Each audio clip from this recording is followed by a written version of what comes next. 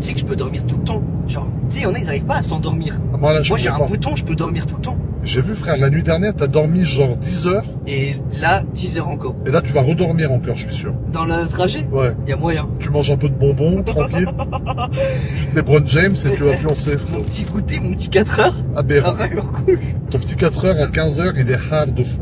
Ah, Mais voilà, bon là, tu vois, dès que tu arrives dans une zone urbaine comme ça, on approche de Lyon, forcément, t'as les gens qui rentrent de week-end. On va se taper un peu de bouchon, à mon avis. Mais c'est pas grave, je pense qu'on va arriver vers 20h15 à Paris. Et je pense qu'on mettra que 3 pleins d'essence et pas 4, à mon avis. Parce que j'ai une conduite plutôt éco-responsable, frérot. Là, C'est pas tu mal. vas remplir, hein? T'as le temps encore. Non, là, j'ai le temps, là. Je remplirai quand on a dépassé Lyon, dans 150 km, à peu près. Donc voilà, les amis, on poursuit notre petit bonhomme de chemin, frérot.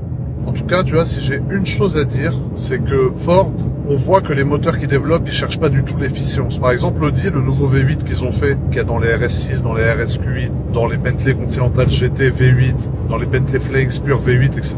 C'est un moteur qui consomme 10 fois moins que celui-là. Parce qu'avec le biturbo, ils arrivent à faire un moment où ils passent sur 4 cylindres, et sur autoroute, t'arrives à être à du 9,5, 10 litres au 100, tu vois. Tandis qu'avec celle-là, même en roulant à 125 au régulateur en descente, tu ne peux pas être en dessous des 14-15 litres quand vraiment tu roules mollo, tu vois.